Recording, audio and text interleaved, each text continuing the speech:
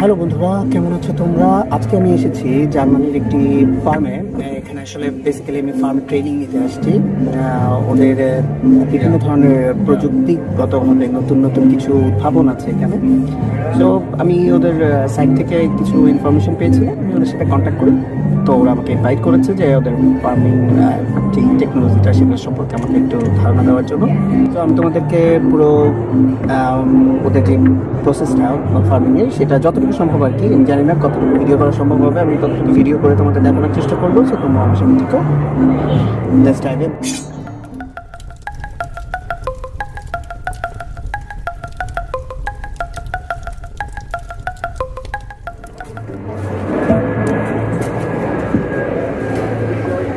Come in, all the way in, so that people can come through. Okay, so welcome to the below area. In this part we have all the hardware that we need for the farm to run. One of the most important things that we have in the farm is the water deposit. So we have a 1,000 liter water reservoir here. We adjust inside the nutrients and the pH, and then there is a pump. The pump pumps the water up through this black tube, goes through these two different filters, and then through a UV light. This helps us to keep the quality of the water to the maximum. So we adjust the nutrients and the pH, the pump pumps the water up, and then it goes all the way on top of the systems. Once the water is in the top of the systems, gravity does the rest of the work, meaning that the water falls touching every root of every plant that is suspended inside the barrels. There is no earth, no soil. This is called hydroponics. So what we do is we have cycles, the water goes up, then falls by gravity, goes back here. So this is like when your mom and you were a kid, they used to tell you, if you don't eat the lentils for lunch, you will have them for dinner. And this is the same. So basically what we're doing is recirculating the nutrients, so whatever they don't want to have in the moment, they can have later. And this helps to avoid one problem with traditional farming, that is that because you put a lot of fertilizants in the soil and the plants cannot take it all at once, then they infiltrate the different straits in the earth, and then there is these problems with the water having a lot of fertilizants, algae problems in the oceans. So by keeping it all together here, we are avoiding any nutrient filtration. Also, by the fact that we recirculate the water, we save around 95% of the water in comparison to traditional farming in open fields where you have this water. Okay, so this is for the water reservoir. Then we have the germinating station. So I'm gonna open here. This is where the babies stay for the first weeks of their life. So you can see the different plants that you're gonna see upstairs. These are the babies. Usually they stay here 1-2 weeks until they are this size, and then we transplant them upstairs. And then they stay upstairs all the way until they are mature plants.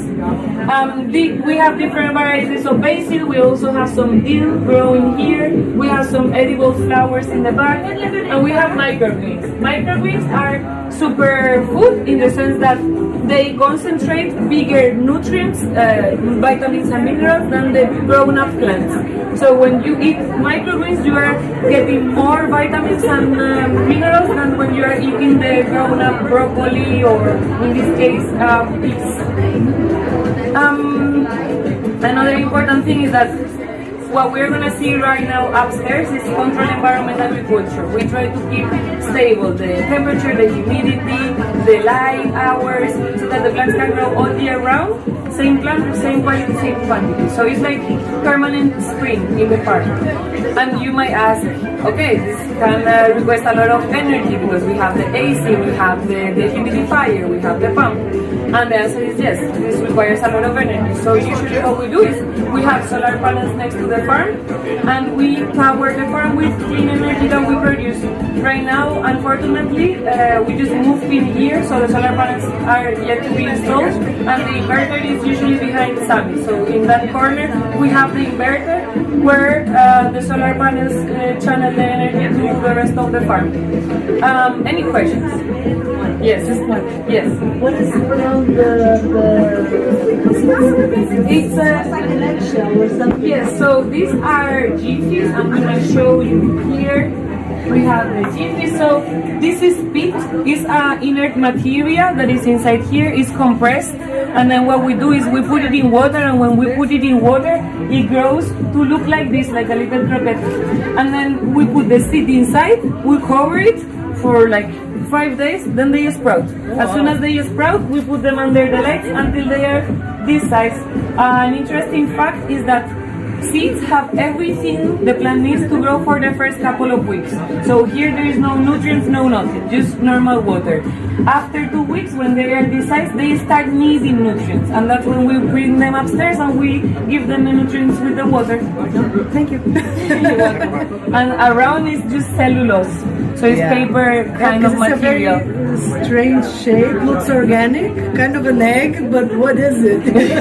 Yes. Good question. More questions? No? Okay, so now we're gonna go just next to the stairs where there is one barrel. I'm gonna explain you how one barrel works.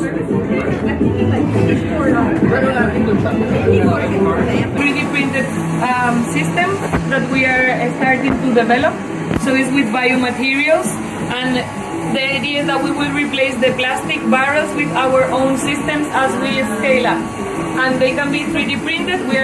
Here is PLA, but we are using also cocoa fiber, we are using also eggshell, coffee filament, so we are using different materials to create these systems and grow the plants without plastic. এখানে farm fresh সব খাবারগুলো আছে, তো try করি।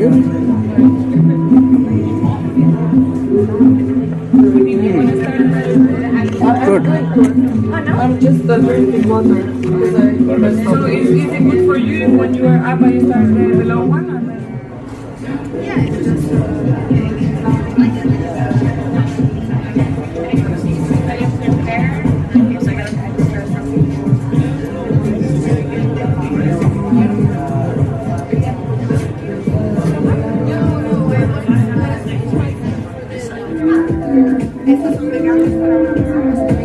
একদম বাগান থেকে fresh নিয়ে ওরা এখানে বসে বানাচ্ছে।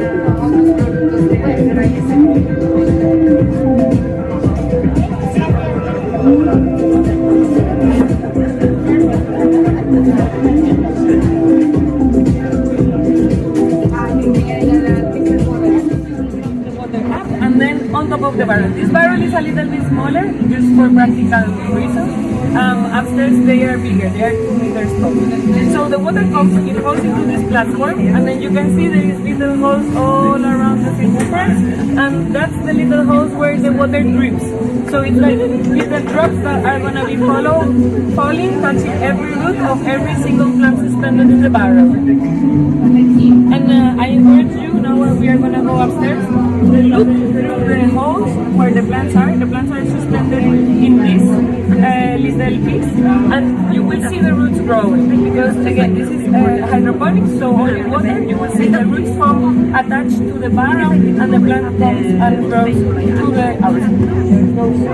nose. Okay, questions? No? Okay, let's go. So I'm gonna give you some shoe covers as we get up. Put them, take your time, no rush. And the only thing is, please do not touch the plants. I will give you some plants to try, but avoiding touching the plants.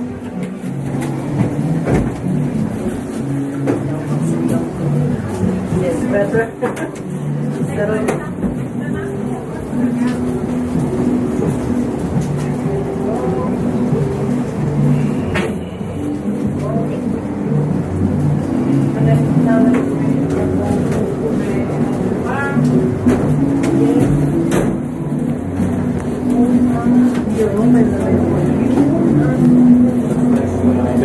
নিচ থেকে নিউট্রিশনের পানি নিয়ে বাইর দিয়ে উঠতেছে।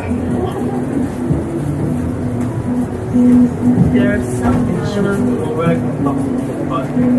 What's the name of this? Sorry. Center of the forest.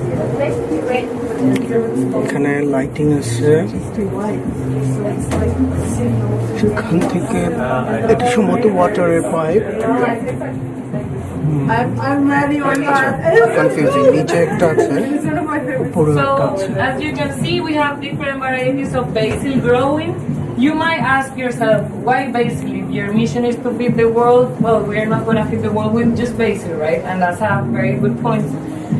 We have been growing not only fresh herbs, also cucumbers, tomatoes, aubergines, sweet pepper, but unfortunately, because we live in a capitalistic system where we have to do things for profit, the kilogram of cucumbers is not enough to justify producing cucumbers, because cucumbers are very cheap. So we found basil, which is a plant that is seasonal, so usually between October and March you won't find any basil in nature, and that's when the price goes up, and also there is more demand and offer of the produce. So we specialize in basil. We can offer to our clients basil all year round, same quality, same quantity. And we work with 5 restaurants with whom we deliver every Monday. So what happens here at the farm is every Monday we harvest 1 full barrel and a half, and we put it into boxes. Then our delivery partner comes with electric bike with a big box in the front, puts the boxes inside, and then goes to the restaurants, deliver the plants, and comes back with the empty boxes. So every Monday we use the same boxes to deliver the produce. We don't have single-use plastic packaging. We also have an interesting plant, which is jambu. You have some here, you have some there. It's this weird shaped leaf, and this is a plant from the Amazonian rainforest.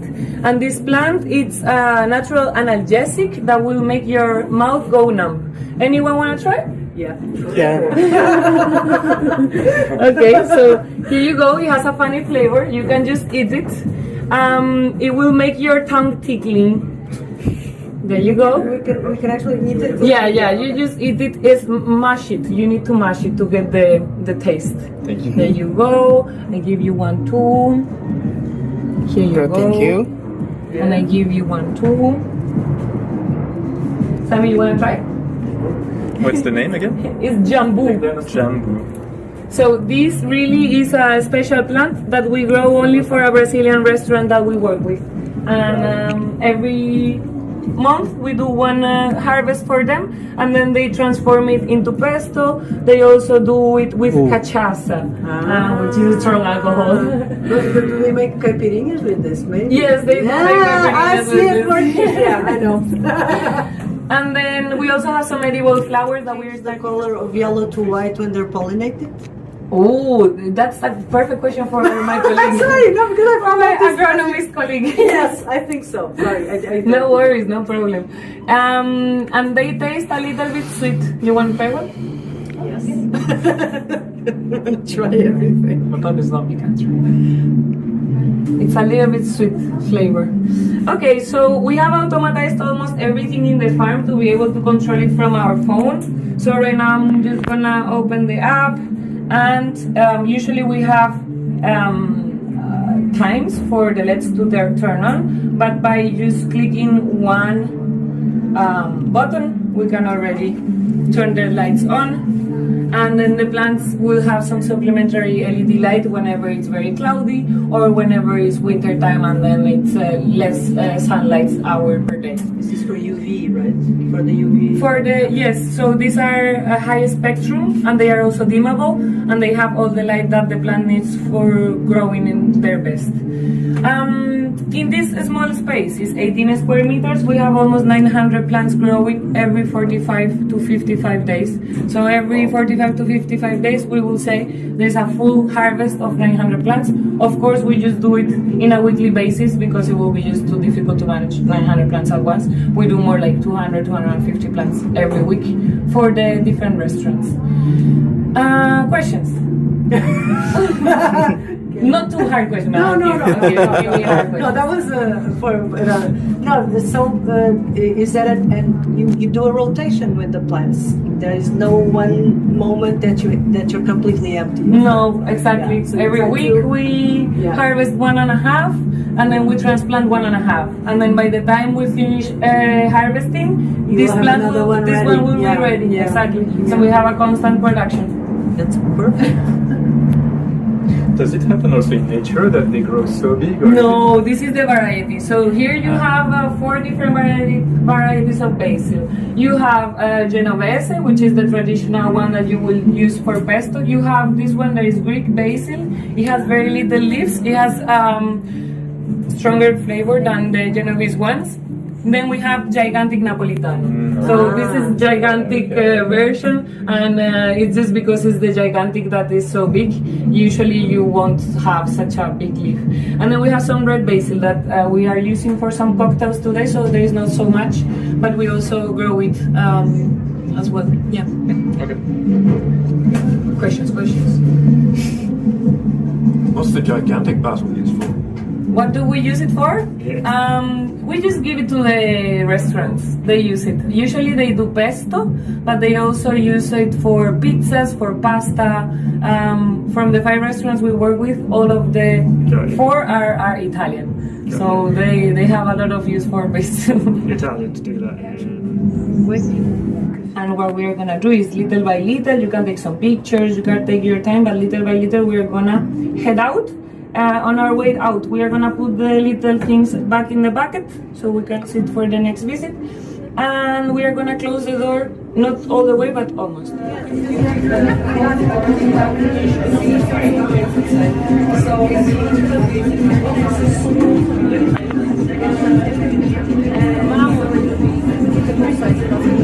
Anyone else for a tour? Yes. এই ছিল আজকের মতো আমার farming সম্পর্কে video. আশা করছি তোমাদের উপকার এসেছে। আমি তোমাদেরকে চেষ্টা করেছি যে কীভাবে এখানেও ইউরোপের ফার্মিং ডেভেলপ করেছে এবং বলতে পারি যে ফিউচারিস্টিক ফার্মিং যাকে বলে। তোমাদের হয়তো উপকার এসেছে। যদি ভালো লেগে থাকে অবশ্যই লাইক করো আর কমেন্টস করো যদি কোনো কিছু জানার থাকে, আর অবশ্যই সাবস্ক্রাইব করে রাখো যাতে এরকম আর ভালো ভিডিও পেতে। আজ পর্যন্তই, দেখা হচ্ছে পরবর্তী ভিডিওতে।